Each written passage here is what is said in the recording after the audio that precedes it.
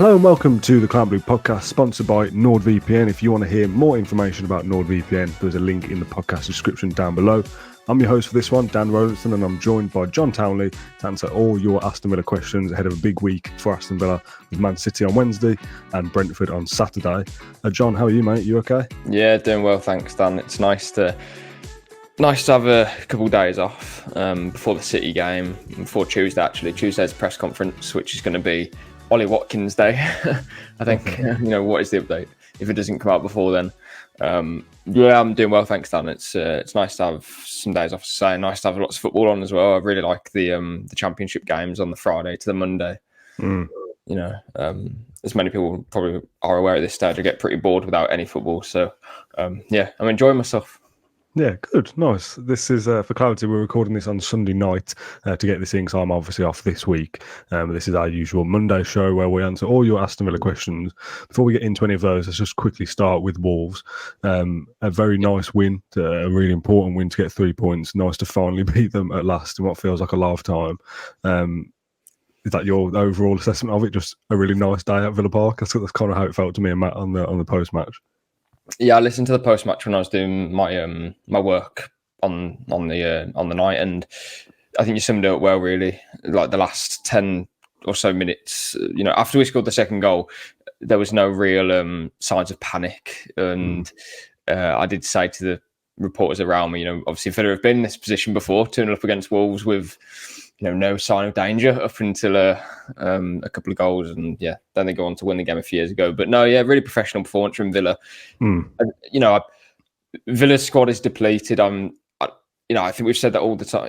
McGinn out and Watkins comes off, so I'm not making the argument that Villa don't have it tough, because they do, and we've said this every podcast we've made this season.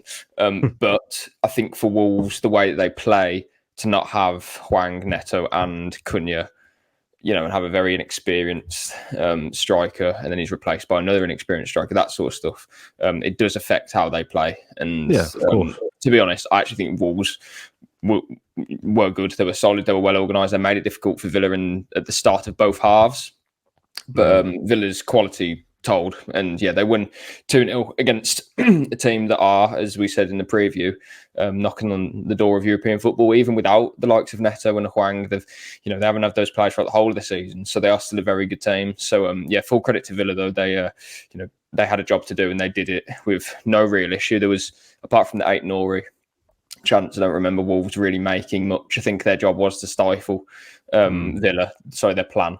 And they did it for periods, but Villa's quality told, as I say, and in the end it could have been a couple more. Zaniolo had a decent chance, didn't they?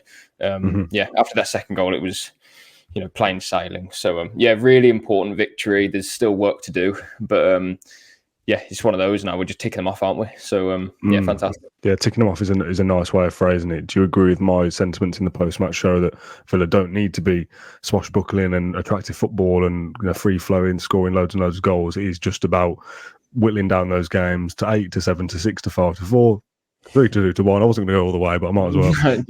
And picking up as many wins and as many points as we can. And if that means being super professional and winning 1-0, 2-0, and just going, well, we didn't play amazingly, but we've done enough to get 3 points. That's kind of where we are now in the season, I feel. Yeah, and I think you have to look at our fixtures remaining now. And you do look at City and Arsenal away and think, well, if Villa going to win either of those games, I think it's unlikely. Again, we don't know the condition of Ollie Watkins. Whether he plays or not against Man City, I don't know. I'd probably brand that as unlikely. John McGinn is obviously out, so going to City, I don't know. Villa could get a point, which would be a fantastic result, but are they going to win at City or Arsenal? Possibly not. So you're looking at Brentford and Bournemouth. Those are 2 must-win home games, and if Villa do win those games, that's 5th pretty much nailed on, really. Agreed, yeah. I think Man United, I did the maths yesterday. If Villa win 3 more games, United would have to win something like 7 of their last 9. That's not going to happen. So, if Villa can win those 2 home games, Bournemouth and Brentford, they're in a really strong position to finish in the top 5, or it's basically, they are going to. Again, hopefully top 5 gets Champions League. But I just do think with Tottenham, it's a flip of a coin for me. I think it's going to be such a strange end to the season between us and them. It's going to fluctuate. Tottenham could win at West Ham or, whatever it may be, and we might lose at City. They go above us. It's going to keep dropping and changing. And then Tottenham will have games in hand later in the season against Chelsea, against City. So I don't want to look at really what they're doing. I just want to focus on ourselves. Can we win, all of our home games? I know Liverpool's going to be difficult at the end, but can we win Chelsea, Brentford and Bournemouth? Those three will be in a good position then. You've got, Brighton away, obviously Palace away on the last game of the season.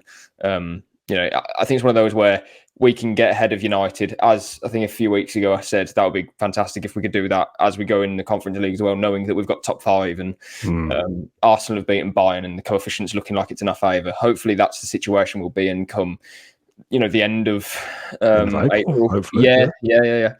That's the situation there. And then, can we sneak ahead of Tottenham towards the final day of the season? And I think that's the kind of way it will go. We're probably going to have to do something against Palace because I don't see us getting enough points ahead of Tottenham up until that point. So I think they've got enough. I know they sneaked over the line against Luton, but I do think they'll stick around, I think. So, yeah, it's going to be a very exciting end to the season, but I'm really content with where we are. And I think we're in a really strong position still. Let's dive into the questions then. Daniel, first of all, says, if we got guaranteed top 5 with 4 or 5 games left, would you focus on the Europa Conference League instead of the league and hope that 5th position is a Champions League space? Kind of what we've just been talking about, I suppose. You need to know how... So we play Conference League for us is April 11th and 18th, I think, off the top of my head. So the Champions League will be that week as well, the Wednesday or the Tuesday, the 10th and the whatever. Yeah. If Arsenal have beaten Bayern Munich and West Ham beat Bayer Leverkusen and we beat Lille, which, yes, is not a German team, but it's another English team going through. Yeah. If all those things were to happen, I think we'll probably know then that 5th place is going to be a Champions League spot. So you are talking about mid to late April. If we've got a 10-point gap on Man United and there's only 5 games left to play, we said on the post-match show, it will get to a point soon where it doesn't need to go to the final game of the season because it'll become mathematically impossible for them to catch us. So if we are in that position that 5th is a Champions League place and we've got 4 or 5 games left to think, well, we're definitely going to be 5th. Can we sneak 4th? Ultimately, if 5th is a Champions League space, it doesn't really matter. So do you go, well, it doesn't really matter what we do in the league now. It is all about that semi-final in the Conference League in early May or whatever the date for it is. Yeah, and going off those dates, that would be, in terms of us playing the second leg against Lille, then we would play Bournemouth at home. So by that game, we might know, we might know if 5th place is going to be for the Premier League because, I think Bayer Leverkusen should beat West Ham over 2 legs. But Dortmund might get knocked out to Atletico Madrid, I think. And then, of course, Arsenal knocking out Bayern Munich, us going through against Lille. All of those things are pretty much ensure that 5th Liverpool place winning their leg as well, again, not against the German side. The more English sides keep going through, the better, Yeah, City might get knocked out to Real Madrid, we don't know. But those German teams, if they go out, Dortmund and Bayern, or Leverkusen and Bayern, whichever kind of group, if 2 of the 3 go out, there's a high chance that Premier League would do it. But of course, we still have work to do even at that point. So we're going to still have to beat Bournemouth. We're still going to have to beat Chelsea. So I don't think we can look at, can we take, I don't want to say take the foot off the gas, but I think it's kind of like your last 3 Premier League games. I've always said up until we get to Brighton away, what position are we in then? Because they're, both of those away games aren't easy, and then you got a difficult home game against Liverpool. But as I say, we should know by then where 5th place lies, or where does it stand. But I'm to kind of answer the question, I would be, if we're top five guaranteed, or as good as long as we all don't miss out of entering a final, whatever, a semi-final, then I'm happy to concentrate on the Conference League because 5th and 4th, if it's the same reward, I'm not really too fussed. If it means saving some players for a semi-final in Fenerbahce in a game that we have to win, that sort of thing, you have to go with where your priorities are. And if we've done enough to get Champions League football 5th, 4th, to me, it's of course, if we weren't in the Conference League, I want to be finishing above Tottenham and finishing as high as we can. But if it means that we have to save a couple of players against Brighton to then win at Fenerbahce, as I say, or Olympiacos, then I'd be happy. That's smart, isn't it? I don't think that's controversial. I think it's just that was the position that we want to be in, and hopefully we will be in. Another question now. This one's from David. He says, "Are we glad we have a manager who doesn't make excuses when we lose?" Gary O'Neill's comment about Wolves winning on XG was embarrassing. I always wanted to include this as a bit of a spin-off for something I wanted to speak about a few weeks ago. It might have been Gary O'Neill, to be honest, but it was that manager kind of going to the fans and doing the fist bumps and all that kind of stuff. He is one of many that do that kind of thing. Unai Emery straight down the tunnel. win, lose or draw. The attention is not on him, it's on his players, all that kind of thing. Very almost respectful in that sense. I'm not particularly bothered about the XG comments. It is what it is. It was a little bit sour grapes. I thought, if you look at all the data, we should be fourth. Pochettino is saying in the week as well. It's like, oh yeah, but the data is the points you've got, and the points you've got, you're mid-table. Things like that, yeah, you sound a little bit stupid. You don't hear things like that from Unai Emery. But just on that, the kind of like touchline manner or the coming on the pitch at the end and all that kind of stuff. Guardiola in the game against Arsenal this evening, coming on and like berating Jack Grealish and getting involved with Saliba and Rice. And it's just like, I'm glad, yes, like David says, regardless of comments and stuff, that Emery conducts himself, that he doesn't get involved in these coming onto the pitch and making a scene and fist pumping the whole end when we lose, when we win and all these kind of things. I like the way he goes about his business. Yeah, and you mentioning kind of concentrating on the job in hand and being, I don't know how to explain it, but when Gary O'Neill went to shout at the fourth official at Molineux instead of shaking Emery's hand first, that was kind of the example. And Gary O'Neill, I'm sure, is like a nice guy, and I think he gets very emotional sometimes. That was like a case in point, and then he kind of blamed Emery for not shaking his hand when it was like, well, you had a 10-second window to do so, as you normally should. But his XG comment, like, I understood, because it was basically saying, we have a depleted forward line and whatever. But did they win on XG? I mean, no, you can't win on XG, but did they have a better XG than Villa? Because if so, I don't know off the top of my head, but the point is there that the frustration would be, yes, Wolves, if they had their full strength squad, maybe they do score 2 goals. Let's not forget Villa have a massively depleted squad as well. Mings, Buendia, Kamara, Watkins only played 45 minutes. If all those players are added into Villa, maybe we score 3 anyway. So I think it's just a bit bitter, doesn't it? But they are the underdogs in that game, and they do have a weak front line, so he's trying to boost that up. But the point that he said about if we had Neto, if we had Hwang, maybe that would be different. That doesn't ring right to me at all, because if those players, so crack on. Yeah, but if those players aren't there next season, do you know what I mean? He wasn't getting his excuses in, but as Emery, as we say, no excuse culture sort of thing.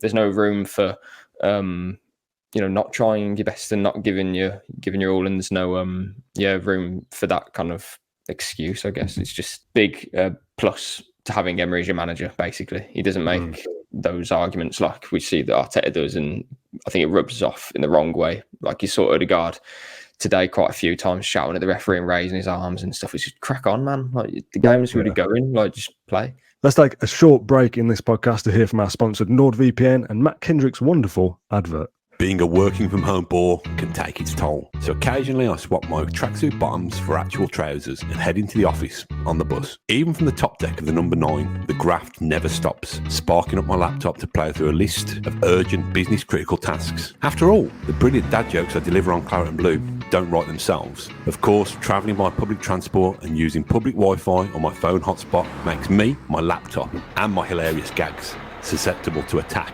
Not anymore, thanks to NordVPN. Now I can craft my side-splittingly funny funnies without fear of lurking comedians hacking into my computer to steal my material and passing it off as their own on Live at the Apollo. To get the best discount of your NordVPN plan, go to nordvpn.com/Claret and Blue. Our link will also give you 4 extra months for free on the 2-year plan. There's no risk with Nord's 30-day money-back guarantee. The link you need is in the podcast description below.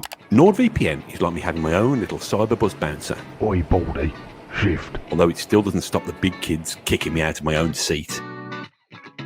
As always, a big thank you to Matt Kendrick for that advert. It was an absolute nonsense to film, but great fun. And thank you, of course, to the guys at NordVPN for sponsoring the podcast till the end of the season. If you want to get involved with NordVPN and help support the Claret and Blue podcast, whilst also keeping your internet data safe and all the other benefits, there is a link in the podcast description down below. AB says, hi, Dan and John. He didn't say and John because he doesn't know that you were going to be on the podcast with me. Hi, Dan. What's our best 11 this season? You can include injured players. Now, I think we've probably spoken about this before. Is there such thing as a best 11 these days? I get the point of like, these are, if you were doing a fantasy team sheet, these are the players that you would pick to put together. But in the game where football is so interchangeable and you need your 5 subs and there's a lot of games to be played and you have to rely on a squad, best 11 is probably a thing of the past where you've got 11 good players and a couple off the bench who could do a job. having said all that, because I think that is true, what is our best 11? I'm relatively confident with that, actually. It would be Consa right back, Pau Torres, and Diego Carlos. Left back would be Luca Dean, Emiliano Martinez. Not Tyrone Mings. I think that's difficult to say right now because I've seen this team I'm about to say play Man City off the park and play Arsenal. And the balance, obviously, as a right footer works. But this is the point you mentioned, Dan, about obviously this might be your best 11 in a cup final, maybe, I don't know. But these players are as important. Tyrone Mings is, will be as important as Carlos, as Torres, because you need 4 centre-backs in a Premier League campaign. You can't have 3 because then one injury means that you're down to your bare bones. So, but yeah, that would be my back 4. And then Kamara Louise as a pivot, John McGinn on the left, Bailey on the right, Yuri Tielemans supporting Ollie Watkins. I think that would be my best team. And then you've got on the bench, obviously, Diaby, Duran, depth there, Jacob Ramsey, Morgan Rogers, Buendia. Probably missed a few as well, but there's a lot of depth there. So, but of course, we will have 4 or 5 injuries for any given game next season as well. I don't doubt. Judging by the way this season's going, it's every other team as well. It's Newcastle had another ACL, yeah. Had another ACL like we did. So it's, I don't know why is it? I don't know. I was going to ask games. you. I presume it's more games. Nothing else has changed. The pitches haven't changed. Boots haven't changed. Boots have. You know what I mean? Though it's not. I think it's probably the amount of games. That's the only thing I can put or the amount of time they're playing in games as well, because it's all adding up now. So yeah, possibly. Yeah. I think Villa have played like 4 extra matches in terms of added on time this season. Really, is it as much as that? Wow. Yeah, it's staggering. Obviously, that would be similar for other teams as well. Yeah.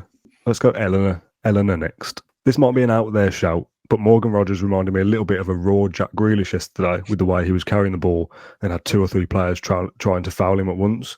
What are your thoughts on this? Well, I usually say this about Jacob Ramsey, actually, the way that he carries the ball and he can move up the pitch, carry it, and similarly to what Grealish did. And I think I'd probably compare him to that ilk of player. I think probably more so Ramsey, because Grealish is, he'll run up the pitch and make an assist for a goal, whereas Rodgers is so raw at the moment. It's, he's got everything there, and really excited about him. But of course, as I say, he's raw. He's got plenty of learning to do. And actually, I think he's developed a lot, even in just the last few weeks, to be fair. I think when he first joined, there was, sparks, flashes of quality. You could kind of see what kind of player we have.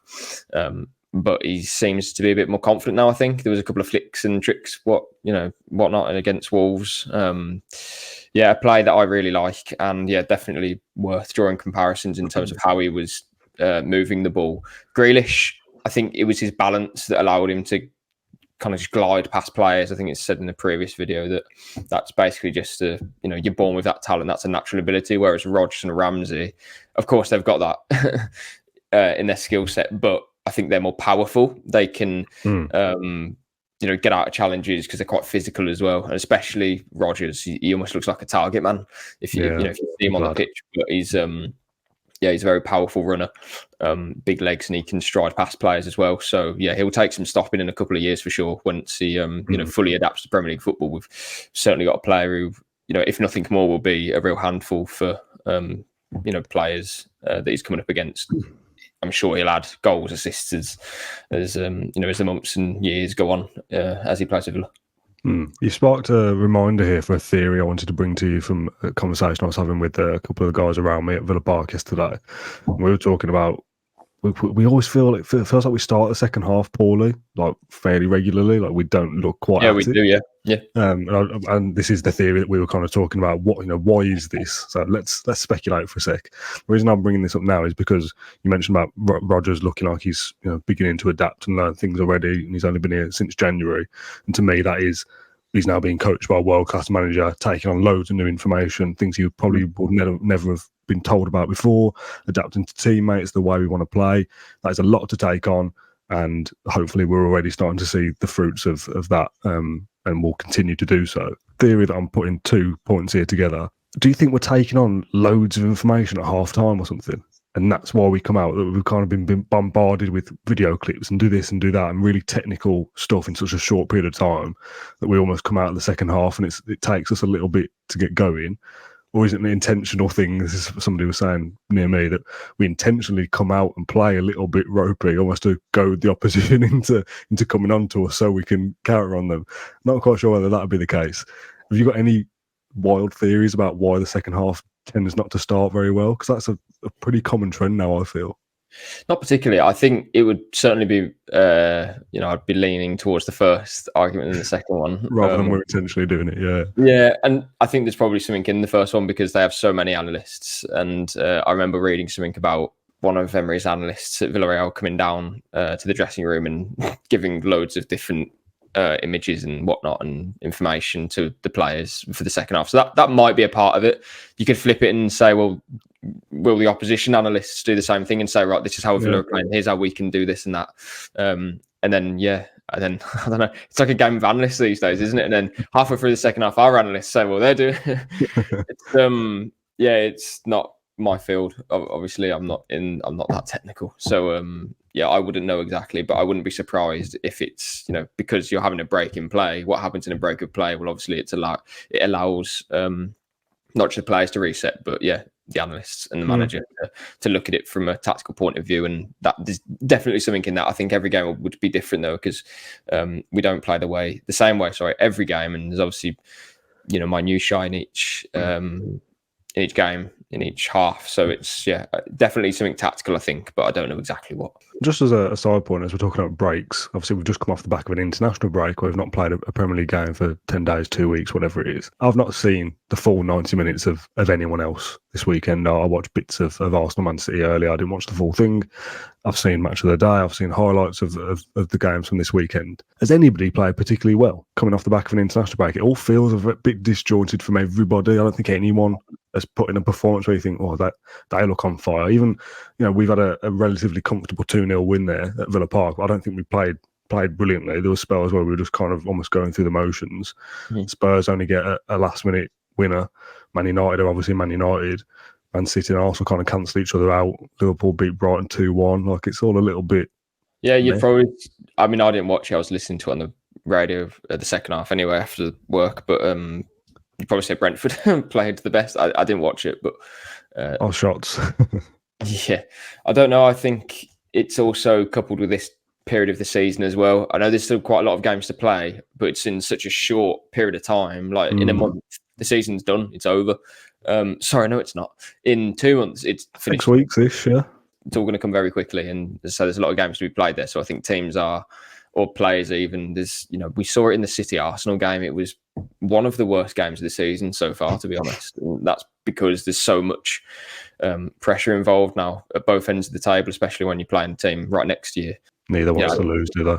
Yeah, and you were never going to get that between Villa and Tottenham, especially because Tottenham are so kind of gung-ho and they go for it. We played in a different way a couple of weeks ago, and I think that was, a mistake by Emery, to be fair.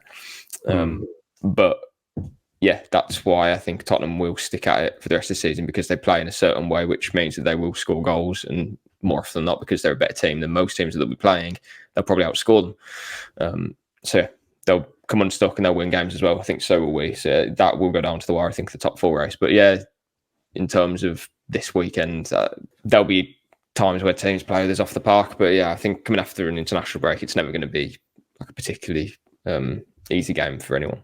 I suppose the standout game of the weekend, not to make this a podcast not about Villa, but Newcastle West Ham being 4-3. But again, you could say, well, West Ham started that game and were 3-1 ahead, and then Newcastle come into it and win the game in the end. So they've both had a kind of a good half and a bad half. So yeah, it just feels very disjointed after a break, and it'll be interesting to see who can kind of click into gear for the remaining, because we're in the running now, aren't we? I would say 8 games left to go. I'm calling this the running now. I think this episode will be something to do with the running. Yeah. It's who can. I was calling it wins in that 8-game period. Can you win 4 out of 8, 5 out of 8, whatever it is, and just be professional about it? And who can kind of get up to speed quickest after this international break, I think, will be the ones that go on to achieve something. And hopefully that's us. Yeah, I was calling it a running 4 games ago, wasn't I? So game week 15 or something. We're in the running now. Right, let's move on to a different question, something slightly different. Ricardo says, name a better goalkeeper in the world than Emiliano Martinez. Seriously, I would not swap him for anybody. He doesn't even seem to get mentioned for our player of the season, and I'm not sure why. He's unbelievable. just on the player of the season thing, I almost feel like, I think we said this last year when we did our player of the year picks, you almost kind of like discount how good he is, because it's just like, well, that's what he is. Do you know what I mean? It's a little bit like Roy Keane. Well, that's his job, isn't it? We know he's like seriously world class, so it's almost like you don't include him in those shouts for player of the year because you kind of go, we know he's that good, so he's kind of in his own bracket almost. Yeah, that probably helps he's a goalkeeper as well, I suppose. Yeah, I did a piece on it earlier, maybe, I don't know, 2 weeks ago potentially, and just saying like, we know that Watkins, Bailey, Luiz, Torres, Konsa will probably all be ahead of Martinez, just because, as you say, they're done. It's like, well, this is his level. You know, he doesn't come down from it, and it's very hard to get even better because he's so good. You know, it's the question asked: is there a better goalkeeper? I'd flip it and say, would you swap him? No, I wouldn't. And that's the point. You know, you can. I don't know. Real Madrid fans will say, "Oh, Courtois is better," and whatever. You know, don't care. It's for Aston Villa. It's the goalkeeper that.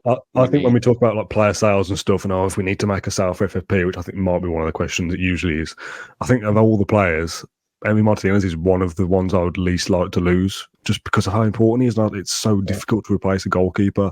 Full stop. Never mind one of his quality. Yeah, and it's he was captain as well. It's his leadership. It's everything that he brings. He has an aura about him in the dressing room. Everything that comes with it. He's massive in Argentina as well. He's got a burger named after him. Like he's huge in the goal and elsewhere.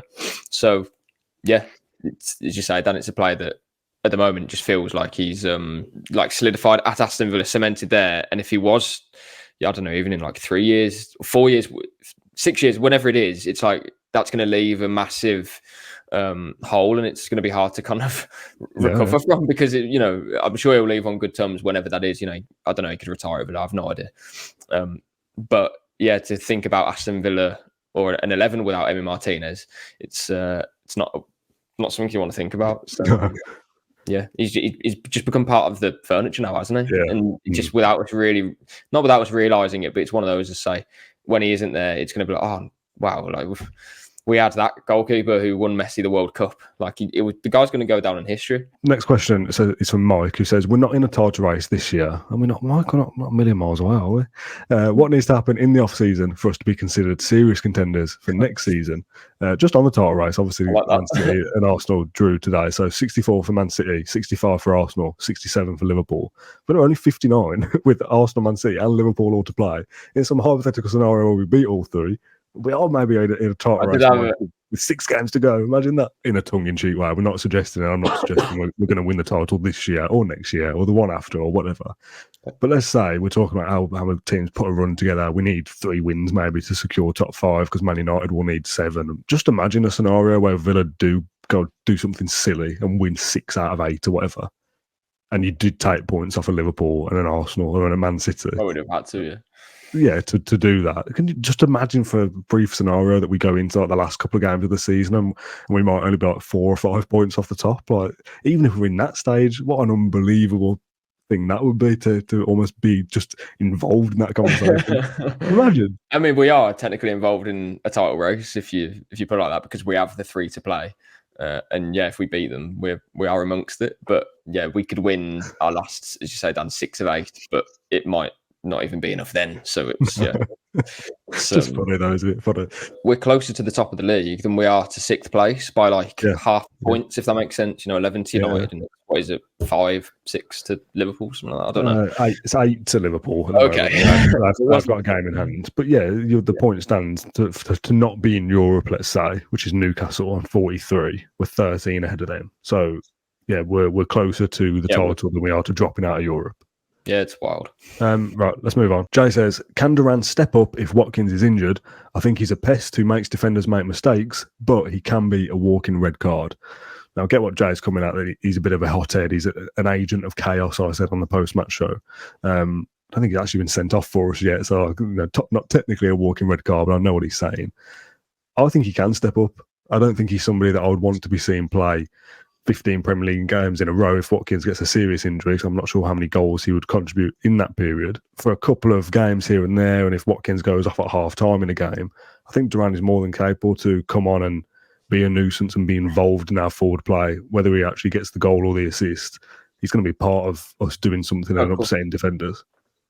Yes, but starting games and a lot of games in a row, that's where the issue lies. I've sung Duran's praises a lot. I think he's a very good player. I think he's got everything there, apart from the experience, and he's probably still. I don't want to say immature. He's still I suppose the point is, if he did have 15 games in a row, that would make him a better player, and then we'd have more confidence in him. Yes, but the question being, if Watkins is injured, I don't know. If Watkins is injured for 4 weeks, should we say, that will include a quarterfinal, 3 Premier League games where Duran is then going to have to play, 5 games in a row? Is he fit enough to do that anyway? Will his confidence go if he has 2 games where he barely touches the ball? I think he took 20 minutes to touch the ball against Wolves. So I'm absolutely more than happy to see Duran come onto the pitch to make a difference. I think that is his role. Starting games, playing 90 minutes. He's had a few niggly injuries himself. So, leading the line for Villa over the course of a few weeks where the pressure's on him to deliver, that's a whole different situation. And not something that I'd, say that he isn't going to do, but we haven't seen it yet. And do we want to see it in the most important season? Sorry, the most important part of the most important season that we've had in a very long time. Well, not necessarily because we had, we had to get promoted out of the Championship and whatnot, but you know what I mean? This is the most exciting part of this season. And will he step up? I'd like to think so, but it's, asking a lot of a player who's, he started 1 Premier League game against West Ham, and it wasn't necessarily his fault because I don't think the structure is right, but he, barely got involved in that game. So, we'll have to wait and see. Nick says, if you had to choose, would you rather Blues be in the Premier League, so we get the derby twice a season, or in League One, so they're a laughingstock? Brackets. The Wolves game just reminded me how long it's been since we've had the derby. Close brackets. I'd be happy to never play Birmingham City again. I don't like the pressure that comes with the stress. There's that no-win situation that if we beat them, it's, they're expected to beat them. Look at the difference in quality, yada, yada, yada. And if we lose to them, it's an absolute disaster and they'll live off it for the rest of their lives. I don't want to be associated with that club. I don't want to play them. I don't want the pressure of it. I'd rather never see them ever again, to be honest. Not in I hope they go out of business kind of way, because, yes, Birmingham City still needs to exist, sadly. But I don't want to have to be involved in games between them. If they're in League One and we're pushing for the Champions League, I'm happy with that. Yeah, I wonder how their UB40 gig's going to get on tomorrow. Have you seen that? Yeah, I've seen it like in the stands rather than I thought it was going to be like a stage on the pitch, like a big thing. Like, words fail me. I don't know how to put this, but if I feel like that was a club who was more relevant, it would be on BBC. It would be on the front of Sky Sports, front of newspapers. Can you? They've ripped up seats in their own stadium before a game to put drum kits. Get your head around that. It's mental. I mean, there'll be nobody sat there anyway, so I'm not worried about that. It's not like they'll be lessening the attendance. I mean, the question says, would you rather they be in League One, so they're a laughing stock? They're a laughing stock anyway. I don't. They're fans at least. They're a laughing stock for falling around the bottom end of the Championship. Never mind whether they actually go down to League One. That is a disaster for most clubs. All right, let's talk about Birmingham on the rise again when they got this takeover. Yeah, on the rise to where? What a joke. Just want to see what happens in the UB40 gig. To be fair, mate, if they were to lose to Preston, what happens then? Do they carry on? What are they doing the gig after they get it? Sorry, I can't get my head around that. What are the plans do they have in place? Because I don't know. This is fantastic. Yeah, so this is Sunday night for us. So when this is coming out for everybody on Monday, you've only got a few hours to wait to find out. Whereas we've got a whole day to see what happens. So if they beat Preston, will the 2,000 fans there, have a big get together? And yeah, I don't know. A laughing stock confirmed either way, League One or otherwise.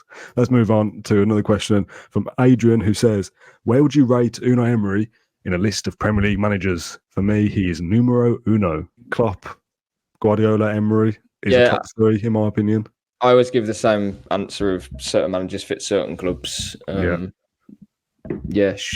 know. Yes, manager who specialises in keeping teams out of the bottom 3, won't win a league title, but Pep Guardiola would probably get relegated with Sheffield United. So it's. Do you think would Pep Guardiola take Sheffield United down? Yeah. If you're supposedly the best manager in the world and one of the best has ever been, surely you can still keep a side in the Premier League, even if you only scrape it. To be fair, Sheffield United's probably a harsh example. They are. I get the point that he wouldn't be able to turn Sheffield United into a top Yeah. 6 team or anything. But I think if you're supposed to be the best manager in the world, Yeah, you should but be able to keep a team in the Premier League. But that's my point. Pep Guardiola is the best manager in the world because he is the best manager at coaching the best players. Yeah. Whereas, has he ever done it on a cold night at Stoke? No. Well, he might have to. I'm going to get rid of this one because I've not given it any thought. What's your favourite chocolate bar? I haven't given any thought yet. That is coming up, John. So get away. Is it your favourite chocolate? Essentially, so give chocolate at least some thought.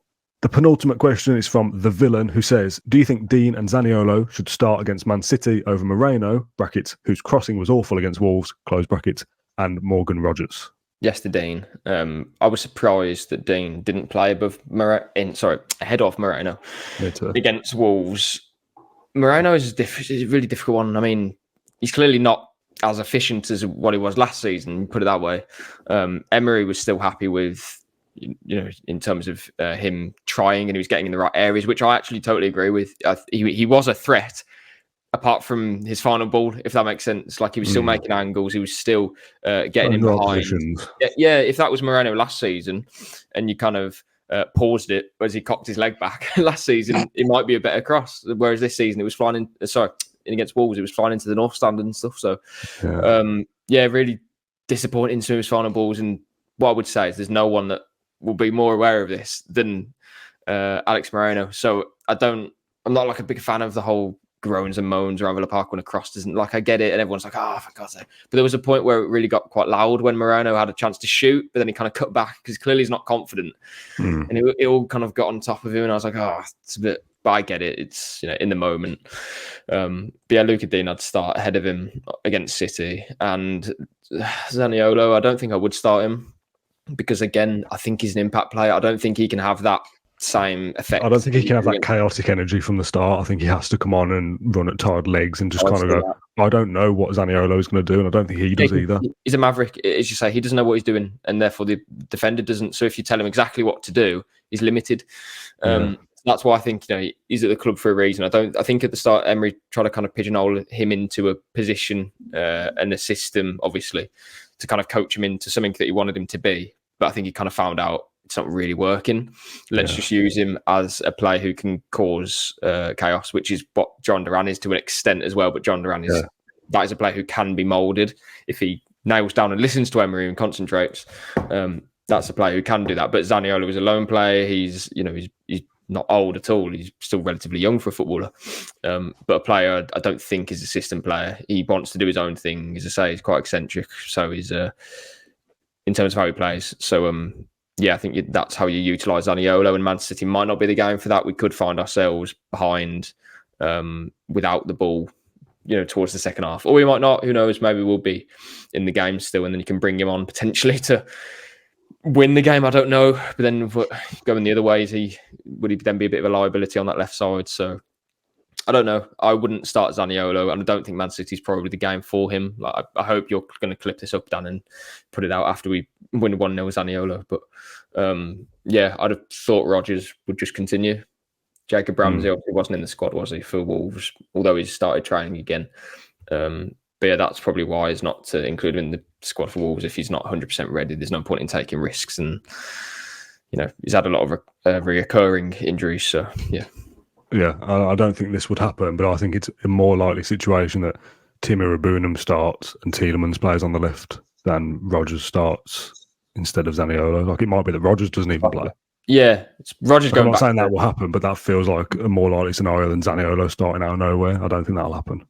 Yeah, Rogers obviously going back to Man City as well, which is an interesting quirk. Oh, of course, yeah, he was really good value in the mix zone after the game against Wolves. Those quotes will be on Birmingham Live now.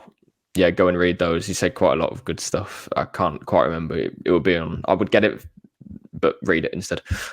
He did mention that Emery's calling him, not in like a bad way, but he's calling him, or he keeps telling him he's a championship player. Not in that, not in a horrible way. I'm going to stress that. So you need to read the quotes. This is the hook. Headline: Emery labels Morgan Rogers championship footballer. Trying to basically say to him, like, you've got a long way to go yet, son, that sort of thing. So he's not calling him, hello championship player, but he's okay, right. He's basically reminding him that, you've done well to get here, and you've got a lot more room to grow. Keep digging, John. Keep digging. Right, let's roll this out. Let's move on. Final question of the show. Read the quotes, everyone. They'll be in the link down below. The final question of this show. It's Easter, isn't it, John? Of course. So I mentioned earlier, or you mentioned, what's your favourite chocolate bar? We're talking Easter eggs, John. The question comes from Matty, who says, what's your favourite type or brand of Easter egg? And is Matt Kendrick still partial to a slab of chocolate concrete? So I sent Matt a message. Chocolate concrete. Chocolate, is that just a chocolate bar? I asked Matt Kendrick for a voice note. So I asked Matt Kendrick this question. He gave me his answer. I'm going to play that now. John hangs his head in disappointment. So take it away, Matt. Matt says that he wasn't into chocolate concrete. It must not have been a Rowley Regis thing. So I think it's a regional thing. I think it might be a Birmingham thing. Because I'm pretty sure Ash has talked about this before. Right. Chocolate concrete, primary school, dinner time, cake. The one I think of at primary school was like a sponge cake with white icing and sprinkles on top with custard. That would have been like our pudding at primary school for where I came from. Chocolate concrete is like a really dense, thick chocolate cake with a minty custard, normally a green custard. That is like a thing, or a purple custard or a pink. Matt Kendrick said he was not into chocolate concrete, and I think he also referenced, I can't remember, I think he referenced like a spongy cake instead. So that's the chocolate concrete thing out of the way, John. There's your education on that. Yeah. And I might have got it wrong, to be honest. It might be pink custard, but I seem to remember thinking green as well. Anyway, Easter eggs. Again, I'm going to throw what I feel is a stereotype towards you here. Are you even an Easter egg connoisseur? Are you a chocolate fan? I haven't had an Easter egg this year. I knew you were going to say that. Week or whatever. Too fit, aren't you? Too healthy, too protein. No, not even just what? I don't. I thought Easter eggs was like a kids thing, you know? Like, unless to an extent, yeah, I suppose it is. How much is an Easter egg? £10. Oh, so the proper big ones that they do now, they're like £10, which is ridiculous. Back in the day, they'd have been a £5, but you can get like the smaller ones. They're probably a £5 now. What you do with an Easter egg is you get out of the box and you bash it into pieces, right? Because you can't just eat it. Yeah. So just buy chocolate. Well, it's only an Easter egg until you open the box. So I don't get it. I got one for my partner's brother, and it was kid. Yeah, he was only 4. It was like one of those Kinder, like it was not a Kinder egg, like a big Easter egg that's from Kinder. Like this, it has the toy inside it. It was like £6.50 or like £5 with a club card. Like outrageous. That'd have been £2 back in the day. Chocolate's chocolate, isn't it? Like, what's the difference? That's another thing that I don't understand. If you have a Dairy Milk Easter egg, or what's another brand? Malteser's Easter egg. What could you tell the difference? Chocolate is chocolate, isn't it? Yeah, I'm probably stitching myself up here for being the fat man that I am, but I think I could tell the difference between different brands. If you gave me a Cadbury crunchy egg and a Cadbury flake egg, I wouldn't tell the difference. That's the same. This is my point. Why would you buy what? Do you know what I mean? If you bought a flake egg? So that's because it comes with a flake as well, like a normal bar. Buy a flake, then buy 2 flakes, buy 4 flakes. The egg is the gimmick, isn't it? It's the Easter thing, I suppose. Yeah, if you gave me like a Nestle egg, like a Galaxy egg, or a Cadbury's egg, I would tell the difference things. It's a totally different brand of chocolate. Yeah. When I was a kid, I used to sell the Easter eggs back to my mum. What? Yeah, which is a bit of a revelation. Yeah, when I was a kid, I'd sell them back for like £1 or £1, whatever.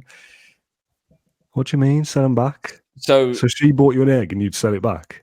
Yeah, no, like, I don't know, like 4 boxes, right? This one's like 8 or 9. And then I'd be like, okay, because my mum likes chocolate. So instead of having it myself, because whatever, I'm not like a massive chocolate fan, never really have been, I'd just sell them back because they'd just be sitting there for weeks. So instead of them just rotting or whatever, she would eventually give in and buy them back. So I would just make money off it. That is probably the weirdest segment that there's been some that this podcast has ever seen. But it's not really, is it? Like if someone bought something that you don't really want, well, why not just not buy it in the first place then? Yeah, but she's a great mum, so you know what I mean. I'm a twin brother, so if he's getting all these eggs, I need to have something as well. Right, so she's kind of forced into doing it out of equality, and then you end up shafting her by it for £1 afterwards. Yeah.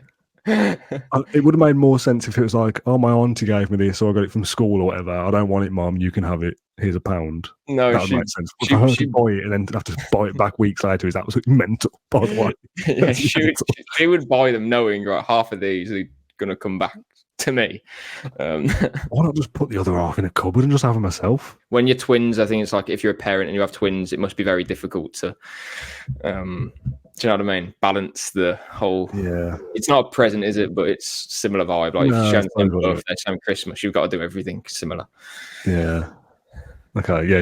You've won me round there with the more as a parent now as a more serious point that probably is difficult to juggle. You've got yeah. Yeah. Okay, fair enough. Well, a nonsense segment ended with a little bit of seriousness, but still absolutely mental. So needs to impact your mom. If anyone else did that in the comments, if you're a twin watching this, then absolutely get in touch and let us know. John, that is it for this week's Q&A. Thank you very much for your time, as always, and thanks to those who sent in questions. You make this show happen every single week, so thank you for getting involved. Loads coming on Claret and Blue as we head into the business end of the season, the running, whatever phrase we're going to call it. Absolutely loads of stuff coming from us here. So stay subscribed. Stay watching. Thank you very much for all your support. Thanks for the well wishes about the wedding, by the way, and I will see you live and in person again next Saturday, but there is some pre-recorded content on the way. Thank you, everybody, and I'll see you then. I sound like Sean Dyche now at the end of this because I've not cleared my throat for a few minutes.